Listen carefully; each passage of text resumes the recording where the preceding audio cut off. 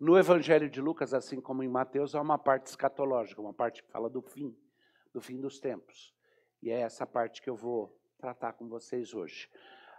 No entanto, diferente do Evangelho de Mateus, onde ela é especificamente relacionada a uma interação de Jesus com os discípulos a respeito de coisas catastróficas, nesse contexto, Lucas, o evangelista, o médico amado do apóstolo Paulo, resolve contar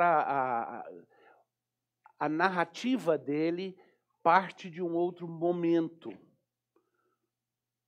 Certamente, não se trata do fato de que são histórias disparates, mas são histórias complementares. Duvido que Jesus só tenha falado com os discípulos dele sobre certos temas uma vez só. Provavelmente ele voltou para esses temas várias vezes, em várias situações, em várias ocasiões. E nessa ele está conversando com os seus discípulos. E o capítulo 17 começa quando Jesus diz assim. Ele está preparando o coração dos discípulos dele para alguma coisa. E eu quero começar aqui hoje, ainda que não seja a parte que eu vou me concentrar do texto. Ele diz assim. Disse Jesus, versículo 1, capítulo 17. Disse Jesus a seus discípulos, é inevitável que venham escândalos, mas ai do homem pelo qual eles vêm. Melhor fora que se lhe pendurasse ao pescoço uma pedra de moinho e fosse atirado no mar, do que fazer tropeçar um destes pequeninos. Ele está falando com os discípulos e ele entra nesse assunto. É necessário que venham escândalos, mas ai daqueles por intermédio de quem vem. E ele explica o que são esses escândalos que ele está falando. É o fazer tropeçar os pequeninos dele. É aquilo que de uma forma ou de outra faz... Porque a gente pensa em escândalo assim, né? Escândalo é aquilo que faz as pessoas mais pudicas fazerem. Oh! Não. A definição de escândalo aqui é aquilo que faz tropeçar o mais fraco. Não é o que deixa a outra pessoa horrorizada ou chocada. É o que faz tropeçar. Ai daquele por intermédio de quem vem o escândalo. Seria melhor amarrar uma pedra de moinho no pescoço, uns 200, 300 quilos amarrado no pescoço e jogar no mar, do que fazer tropeçar um desses meus pequeninos. E aí Jesus continua, ele diz para os discípulos, acautelai-vos. E isso abre um pouco mais os olhos para a gente entender o que são os escândalos que ele está falando. Acautelai-vos, se teu irmão pecar contra ti, repreende-o, se ele se arrepender, perdoa-lhe. Se por 7 vezes no dia pecar contra ti, e 7 vezes vier ter contigo, dizendo, estou arrependido, perdoa-lhe. Resposta dos discípulos? A óbvia. De gente que tem até um bom grau de honestidade. Aumenta-nos a fé, Senhor. Nossa, difícil. O Senhor está pedindo uma coisa. Aumenta a nossa fé. Porque nós ainda somos filhotinhos. Nunca me sai da cabeça essa ideia do ainda somos filhotinhos, porque ela ficou gravada na minha cabeça para sempre com uma história que aconteceu com meu pai, pastor Vadislau, pouco tempo depois da sua conversão. Ele não era um rapaz que fosse assim, flor que se cheire, antes de se entregar a Jesus Cristo. Brigão, violento, bem treinado para a violência, não apenas tendente a ela, mas capaz para a violência, e muito temido na cidade do interior de São Paulo, Araras, e aí ele se converte a Jesus Cristo. E logo que ele voltou do acampamento onde tinha se convertido, dando o seu testemunho para todo mundo, ele foi num bar sorveteria que ficava no centro da cidade, onde antes ele ia comprar bebida, e ele foi comprar um sorvete. E ele comprou o sorvete e pediu um copo de guaraná. E alguns dos velhos amigos dele, que eram aqueles tipos de amigo que uma hora se amiga, outra se briga, entraram e viram o Lauzico, como ele era chamado, bebendo guaraná e tomando sorvete, em vez das outras bebidas que eles tomavam. E resolveram que precisavam aproveitar esse momento, porque ele estaria fragilizado e pela primeira vez na vida poderiam afrontá-lo. Então eles vieram para ele e disseram: e aí, Lauzico, agora você virou crente, a gente pode dar na sua cara que você não vai fazer nada? E o pastor Vadislau, que na época era um recém-convertido, virou e falou: vai com calma que eu sou crente sim, mas sou filhotinho ainda.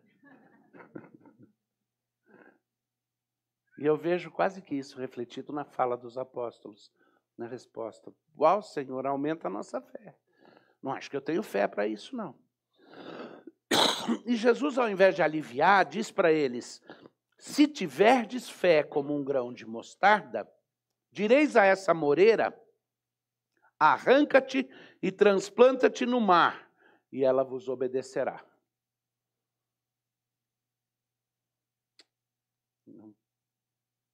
A gente encomendou, acho que 2 dúzias, né, de amoreiras em vasos, e a gente vai passar a fazer um teste dominical na igreja para tentar descobrir quem é que tem fé aqui dentro. Cada domingo, cada pessoa vai chegar para a amoreira e mandar ela se autotransplantar para o mar. Se um dia acontecer, a gente então vai dizer que achou uma pessoa com verdadeira fé. Jesus disse: se vocês tiverem fé como um grão de mostarda, vocês mandam essa amoreira se transplantar, ela se transplanta. Vocês mandam, em outro lugar ele fala: se tiver fé como um grão de mostarda, manda uma montanha se mover e ela se move. Vocês não estão entendendo. Quando vocês dizem: a ajuda nos dá fé, Jesus nunca achou ruim pedir, aumenta a nossa fé. Mas aqui nesse caso, a resposta que Jesus dá parece indicar outro caminho. Gostaria de poder me concentrar nisso agora. Não dá, então eu vou te dar uma resposta rápida e passar para frente. Eles estão pedindo aumenta a nossa fé e Jesus basicamente diz: eu quero aumentar a sua fidelidade. Fé e fidelidade são conectados. Eles querem, aumenta a nossa fé, nos dá um senso místico que nos permita fazer alguma coisa. Jesus diz: eu quero aumentar a sua fidelidade.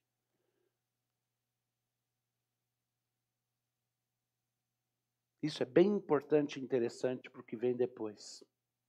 Ele continua e diz: qual de vós, tendo um servo ocupado na lavoura ou em guardar o gado, lhe dirá quando ele volta do campo: vem já e põe-te à mesa, e que antes não diga: prepara-me a ceia, cinge-te e serve-me, enquanto eu como e bebo, depois comerás e beberás?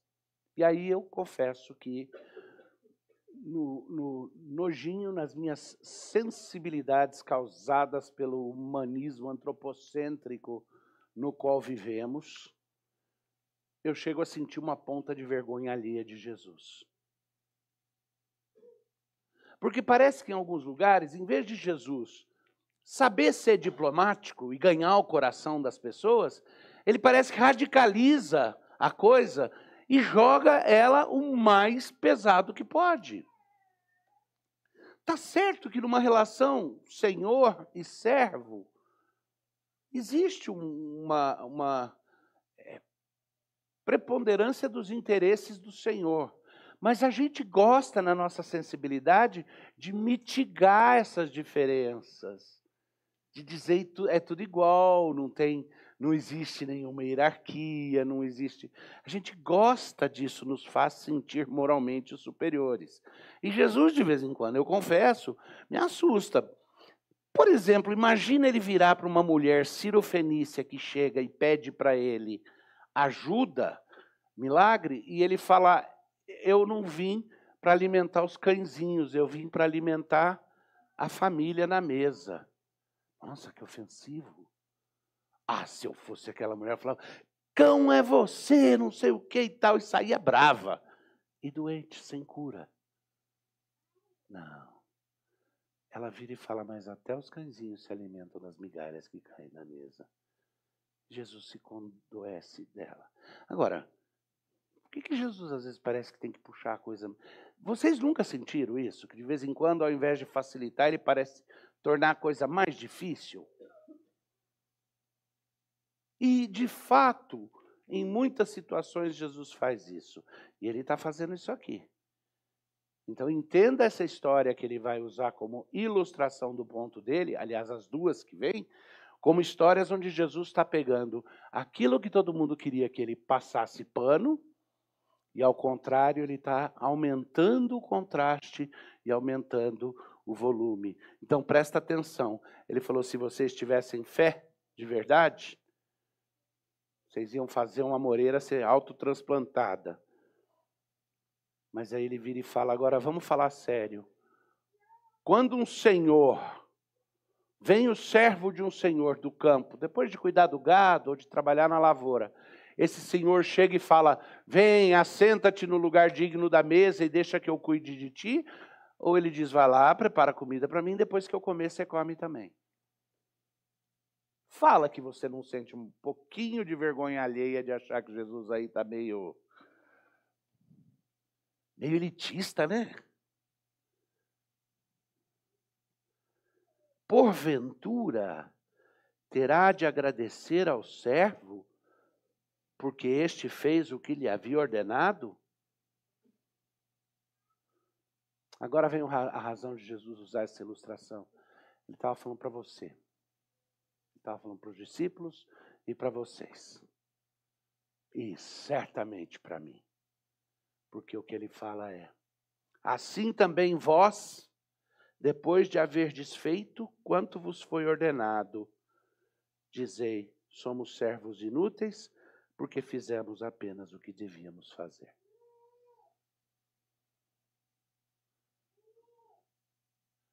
Jesus não está preocupado em afagar a sua cabeça ou passar pano para você. Ele te ama, te segura na mão, o fardo dele se mostra leve, amoroso e carinhoso, mas a preocupação principal dele é transformar o seu caráter à luz do caráter dele. E parte disso é o ensino que ele dá aqui quando ele vira para os discípulos, quando ele vira para nós e fala, quando você pensa que fez tudo, saiba que você só fez o que foi ordenado. Você cumpriu a obrigação. Os discípulos estavam dizendo, nós somos bons. Jesus disse, nem tanto. Mas, Senhor, nós somos melhores do que esses fariseus ou do que esses saduceus? E Jesus disse, calma aí, pessoal. Calma aí.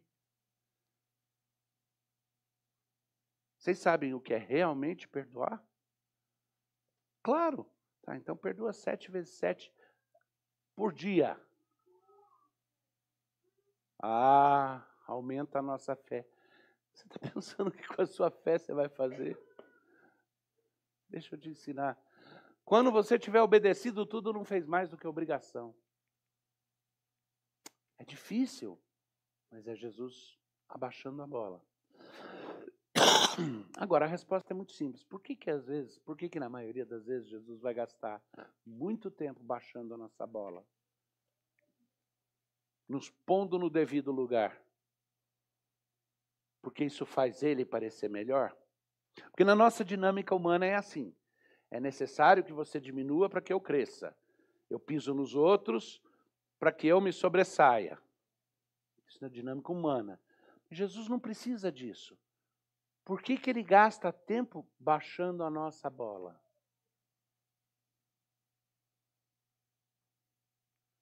Olha para o exemplo dele, que sendo o próprio Deus e não julgando por usurpação, ser igual a Deus, se esvaziou e se humilhou por causa da glória que estava por vir. Ele está baixando a nossa bola para que a glória dele, eventualmente, seja o brilho maior que nós temos. Ele está quebrando nossas ilusões de que nós somos estrelas de brilho próprio, para que esvaziados sejamos preenchidos com o brilho eterno dele. É isso que ele está fazendo. E é por isso que ele usa uma expressão tão pesada assim de dizer para os discípulos, quando você tiver feito tudo, você deve se considerar servo inútil, que não fez mais que obrigação. Ele ainda vai dar mais umas 2 cacetadas fortes dessas aí, antes de chegar no final do texto de hoje. Aí acontece algo. Lucas narra que 10 leprosos se aproximam de Jesus, tá? Versículo 11, de caminho para Jerusalém, passava Jesus pelo meio de Samaria e da Galileia. Ao entrar numa aldeia, saíram-lhe ao encontro 10 leprosos, que ficaram de longe e lhe gritavam, dizendo: Jesus, mestre, compadece-te de nós. Ao vê-los, Jesus lhes disse: ide e mostrai-vos aos sacerdotes. Aconteceu que, indo eles, foram purificados. Havia, no processo de purificação, na própria lei, dizia que quando alguém tinha lepra, que era um símbolo de punição divina, essa pessoa tinha que se apresentar a um sacerdote para que ele pudesse dizer que de fato a lepra tinha sido curada quando ela fosse. E Jesus então diz para esses 10 leprosos que pediram ter misericórdia, vão e se apresentem ao sacerdote, cumpram o que diz a lei. E eles foram e quando chegou lá estavam curados. Um dos 10, vendo que fora curado, voltou dando glória a Deus em alta voz e prostrou-se com o rosto em terra aos pés de Jesus, agradecendo-lhe. E este era samaritano. Então Jesus lhe perguntou: não eram 10 os que foram curados? Onde estão os 9? Não houve porventura quem voltasse para dar glórias a Deus, senão esse estrangeiro? E disse: levanta-te e vai, tua fé te salvou. Eu sempre me perguntava, desde menino, quando li essa passagem, se os outros 9 ficaram com lepra de novo. Porque nunca me saía da cabeça uma piada de mau gosto de uma menina que tinha a mão mirrada e que foi pedir para a Santinha curar a mão. E ela errou na oração. Ela falou: ai, minha Santinha, fazer com que minha mão fique igual a outra. E pum!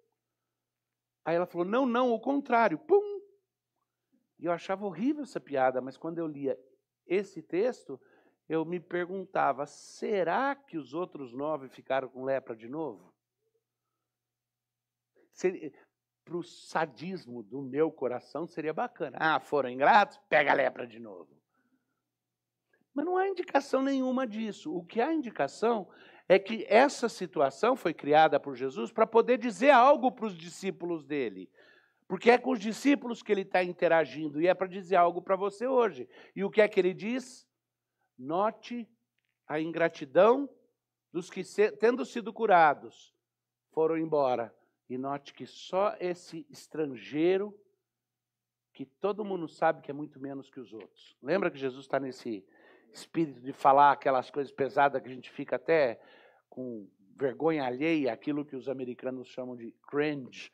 A gente faz... Jesus vira e fala, esse estrangeiro aí que...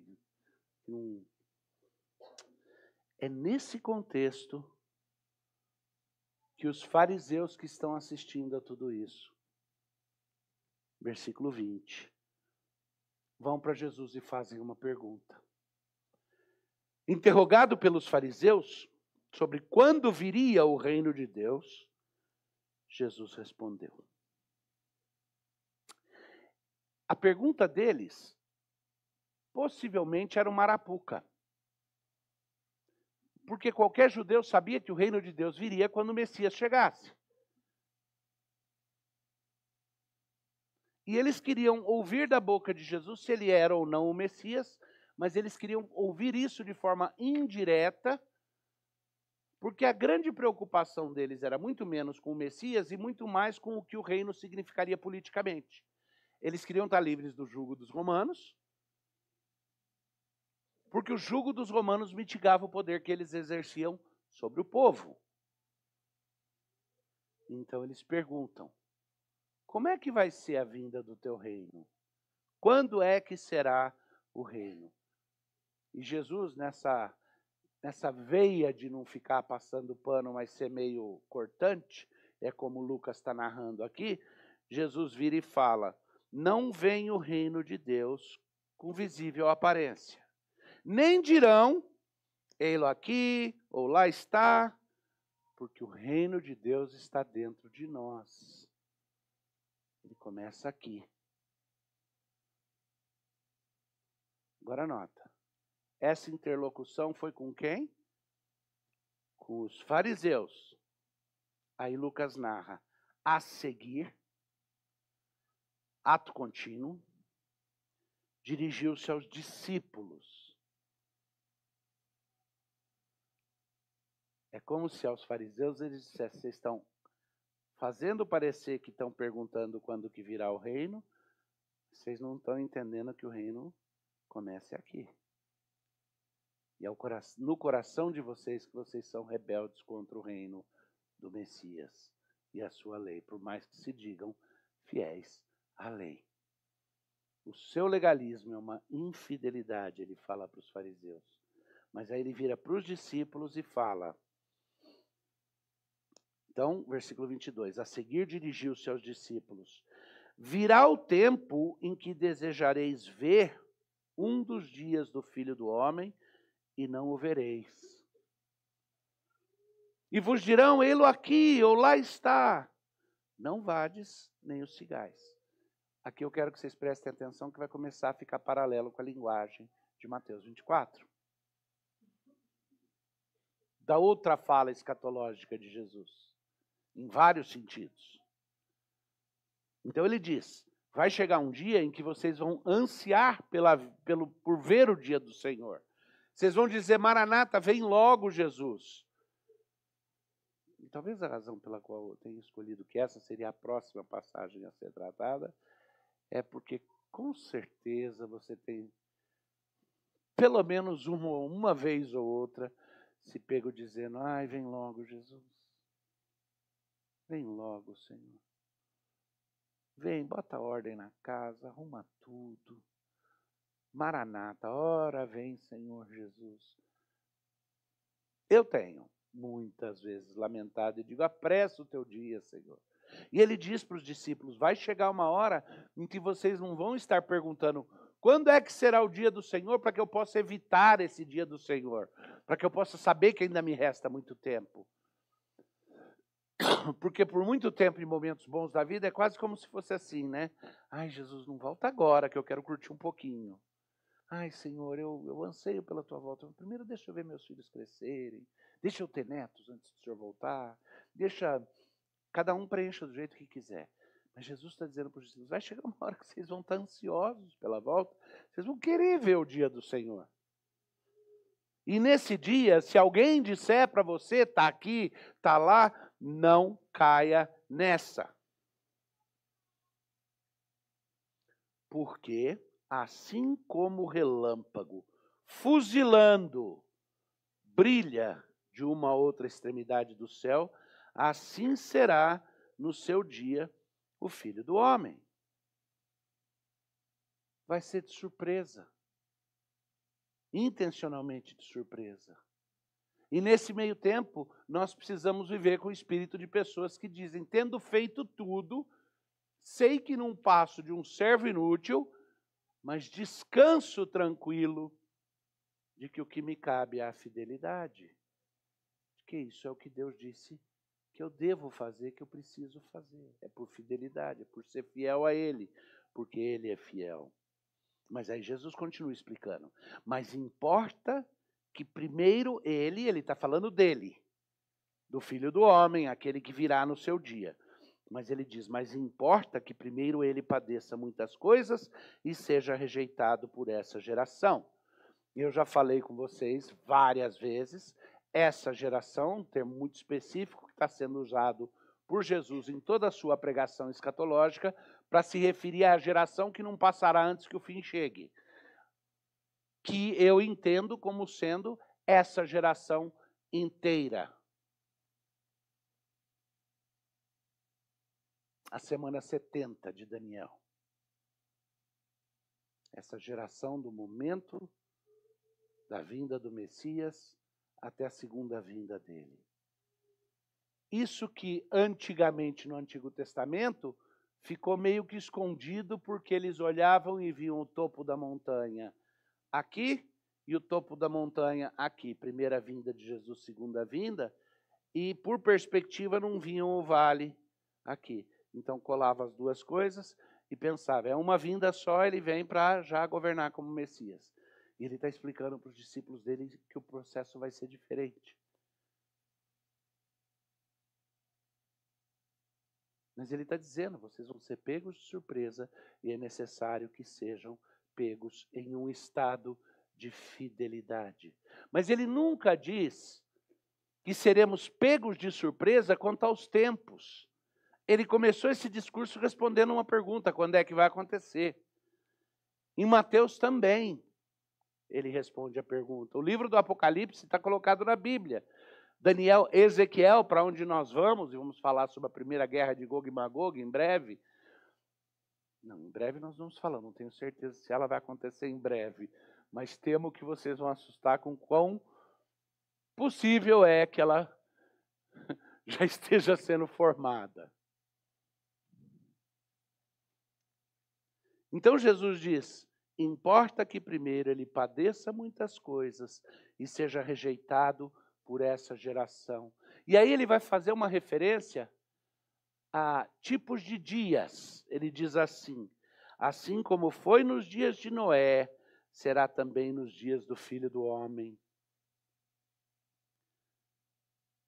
Comiam, bebiam, casavam e davam-se em casamento, até o dia em que Noé entrou na arca e veio o dilúvio e destruiu a todos. Os dias de Noé. Ele fala, quando estiver chegando perto da vinda do Filho do Homem, vai estar todo mundo achando que vai durar para sempre, vivendo sua vidinha, fazendo o que sempre fez, mas vai ser pego de surpresa. E quando for bater na porta da arca, vai descobrir que não dá mais tempo. Ele está falando isso para os discípulos dele. A primeira fala foi para os fariseus que perguntaram, agora ele está falando para os discípulos. Então, como nos dias de Noé. Mas não é só como nos dias de Noé. Versículo 28, o mesmo aconteceu nos dias de Ló. Comiam, bebiam, compravam, vendiam e plantavam e edificavam. Mas no dia em que Ló saiu de Sodoma, choveu do céu fogo e enxofre e destruiu a todos. Eu disse para vocês que em breve vou pregar lá em Ezequiel 38 sobre a primeira guerra de Gog e Magog. É porque o que ele está referindo aqui é ligado com aquilo. Se cumpre quando acontecer aquilo. Que também é descrito no Apocalipse. Tá? Porque ele diz assim: o mesmo aconteceu nos dias de Ló, comiam, bebiam, compravam, vendiam, plantavam e edificavam, mas no dia em que Ló saiu de Sodoma, choveu do céu fogo e enxofre e destruiu a todos. Assim será no dia em que o Filho do Homem se manifestar.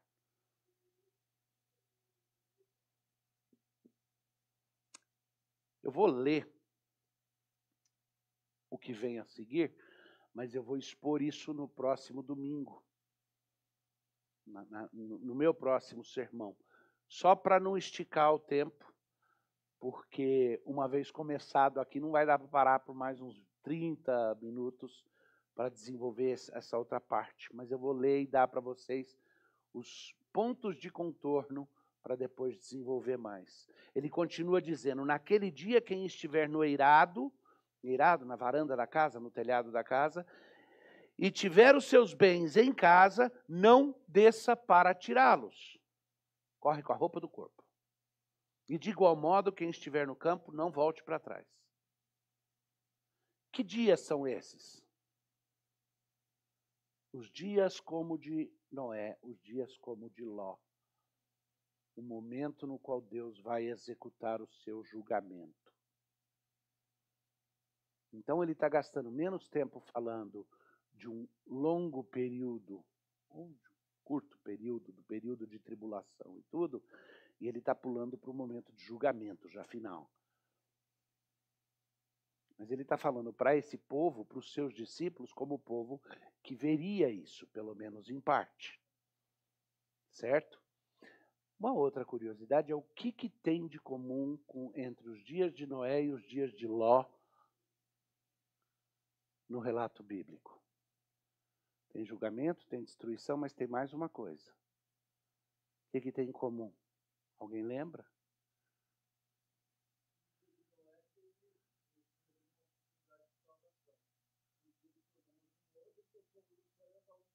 Então esse não é o ponto.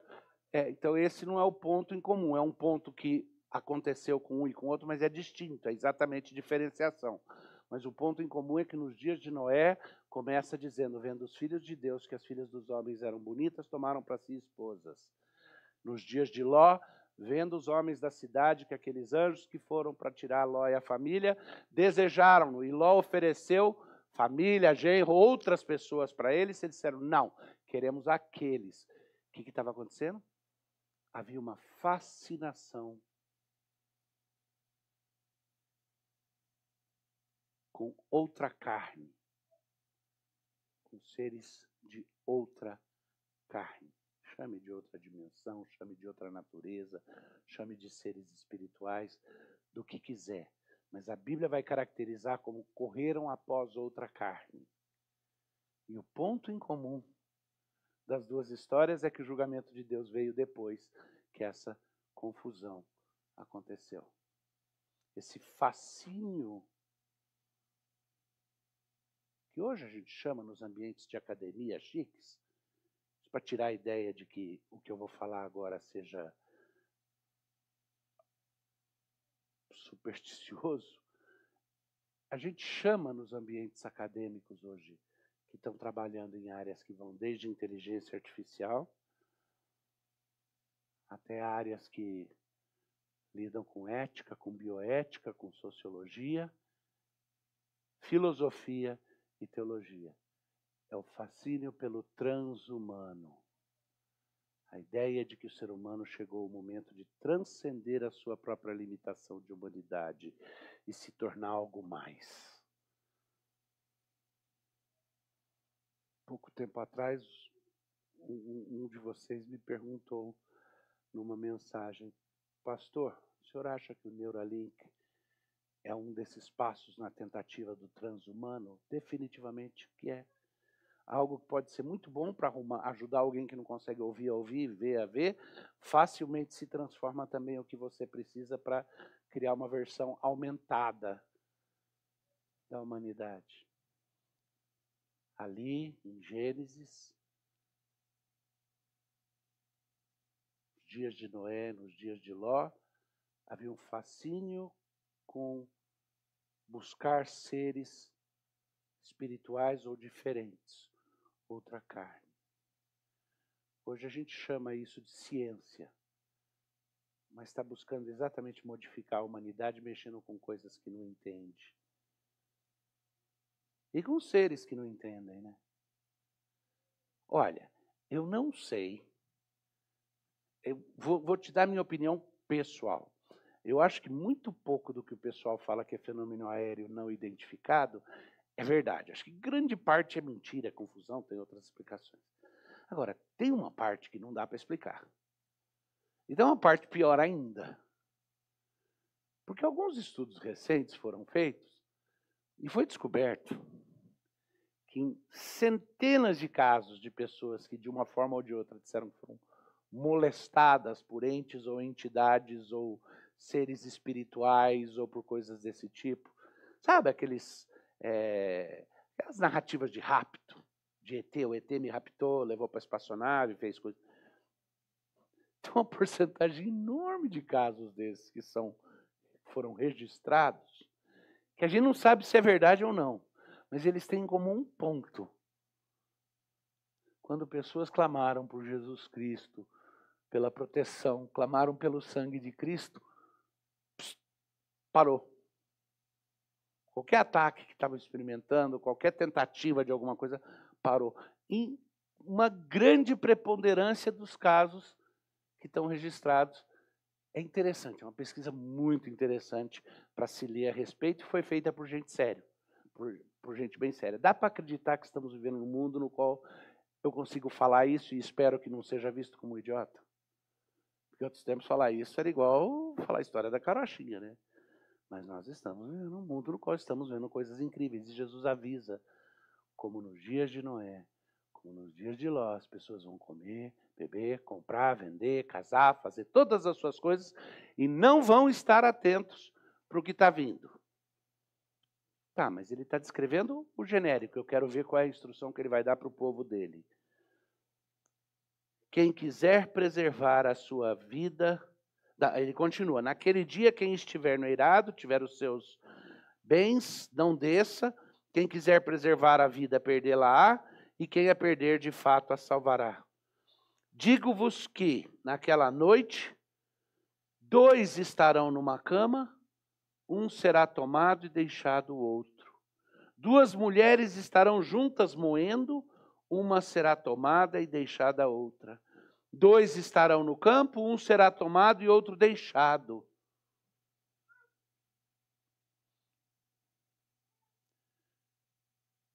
Tem essa ênfase que Jesus está dando para os discípulos de dizer, vai vir de surpresa, vai vir como um ladrão. Mas, ao mesmo tempo, ele fica dando explicações do contexto de como que as coisas vão estar quando isso estiver chegando. E isso bate em Mateus 24, ele é mais óbvio ainda, mas aqui também, com essa ideia de que ele diz, não vou te dizer o dia exato, mas vou te dar o suficiente para você entender o que significa estar preparado. Preparado para quê? Vamos lá, esse é o ponto importante. Preparado para quê? Para sobreviver? Não, isso não é o alvo principal. Quem quiser salvar a sua vida, perdê-la. Quem estiver disposto a perder, vai ganhá-la. Acabou de falar isso. Então, a autopreservação não pode ser o alvo principal. Qual que é, então? Fidelidade. Ser fiel até a morte. E eu te dou a coroa. Ser fiel até o fim. Ele nos pôs aqui para sermos fiéis. Não começou tudo com os discípulos falando, aumenta a nossa fé, porque esse negócio de perdoar está difícil. Aumentar a sua fé é te ensinar a ser fiel. É isso. Mas o curioso é que a reação dos discípulos é muito mais parecida com a nossa. E isso para mim assusta, porque a vergonha alheia vira vergonha de mim mesmo. Porque os discípulos ficam curiosos e querem continuar fazendo a pergunta. Sabe o que eles perguntam? Eles não perguntam quando, eles perguntam aonde. Aonde que vai acontecer isso? Como se na esperança de que o que está sendo descrito não dissesse respeito exatamente ao lugar onde eles estivessem, onde eles fossem estar. Porque a pergunta dos discípulos, no versículo 37, então lhe perguntaram, onde será isso, Senhor? E respondeu-lhe Jesus, onde estiver o corpo, ali se juntarão também os abutres.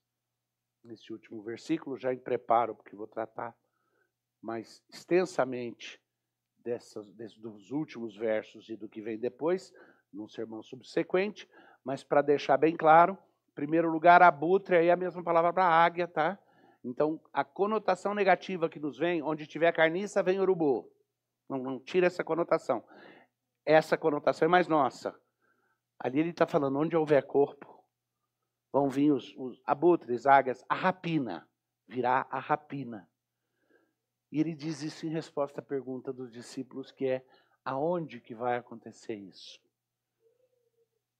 Jó fala da rapina, da águia, na nossa Bíblia está traduzido águia, mas é o mesmo conceito, extensamente, acho que capítulo 39, 38 ou 39, ele descreve em termos que provavelmente Jesus tinha em mente aqui, porque são muito parecidos, tem uma frase muito parecida. E em Mateus 24 ele usa essa mesma frase também. E eu imagino que estaria na memória coletiva de todo bom judeu, porque ele ouviria isso toda vez que Jó fosse lido na sinagoga. E vários dos autores do Novo Testamento citam momentos de Jó, era parte da literatura dos judeus. Você tinha a lei, os profetas e os escritos. E lá, quando faz a referência, em Jó, é a ideia da perspicácia e capacidade de identificar, que a rapina tem, onde é que tem corpo. Onde é que tem cadáver? Onde é que tem coisa? Algumas pessoas tentam dar uma nota positiva e dizem, não, o que está falando é onde o corpo de Cristo estiver, a águia vai estar lá vigiando eles. É possível essa interpretação? Possível, mas pouco provável, na minha opinião, diante do tom no qual Jesus está falando com os discípulos. Porque se no Apocalipse vai falar da proteção, da mulher levada para o deserto, tirada para o deserto e protegida. Sim, aqueles que confiam no Senhor levantarão como águias, voarão com asas como águias, serão levantados e exaltados. Sim, assim como a águia no penhasco faz o seu ninho no lugar mais alto, essas são realidades. Mas me parece aqui que o que Cristo está falando ele está respondendo indiretamente à pergunta dos discípulos, onde é que vai acontecer isso? Ele está dizendo, essa destruição vai estar espalhada em todo lugar. E onde tiver cadáver vai ter rapina. Se onde tiver cadáver vai ter rapina, significa onde houver rapina, eu sei que tem cadáver, que tem destruição, que tem horror. O interessante é que ele não está falando isso para os discípulos. A motivação é a mesma de Mateus 24. Mas aqui com os discípulos, lembra que a pergunta, no registro de Lucas aqui, a pergunta inicial é dos fariseus, quando que vem o teu reino? Aí ele começa a ensinar os discípulos. E essa última parte é a resposta que ele dá quando eles perguntam, onde que vai acontecer isso? E é como se Jesus dissesse, em todo lugar, ao seu redor. Mas essa pergunta é tão inadequada, aí eu estou esticando, né? Quanto os fariseus perguntarem quando é que vem o reino e não entenderem que o reino começa aqui.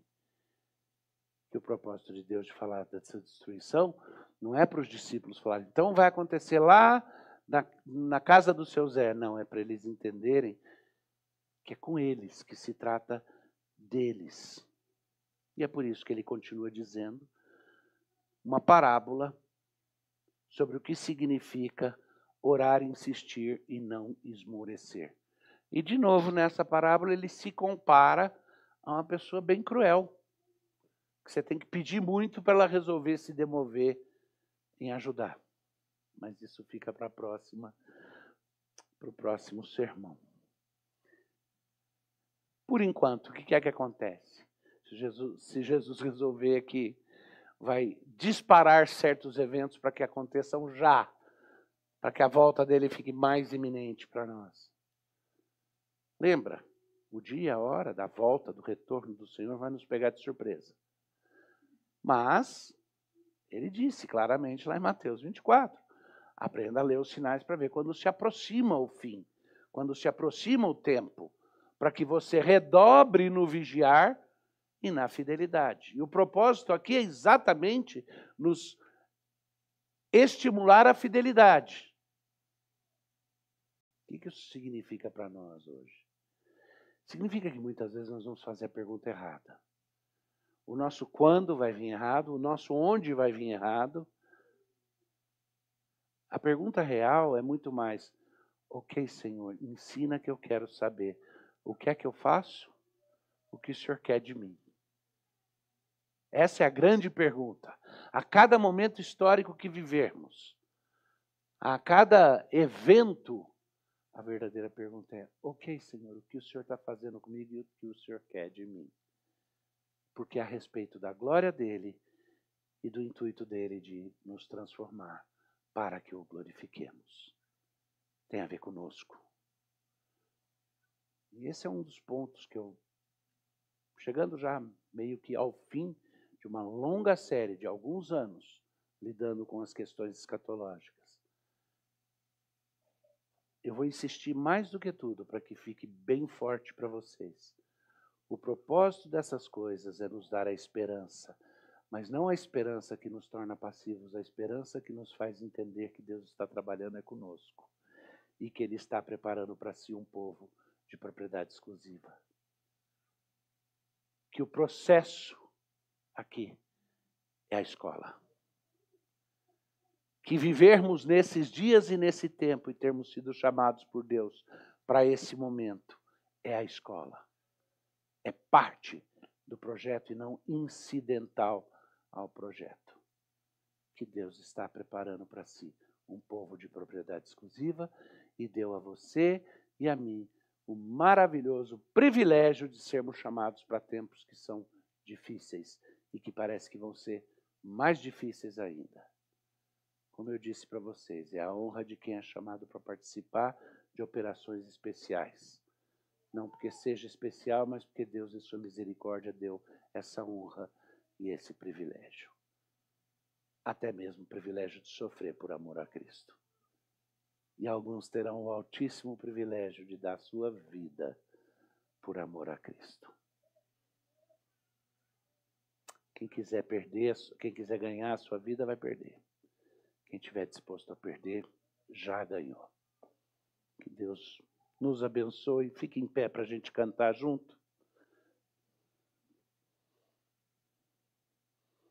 Pois eu vou orar.